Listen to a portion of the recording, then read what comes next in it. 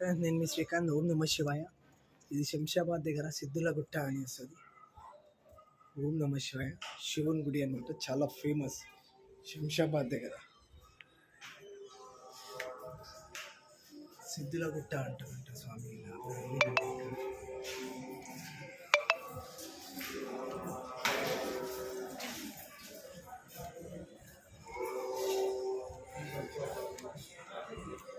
చూడండి ఫ్రెండ్స్, చాలా ఫేమస్ అయిన గుడి ఇది.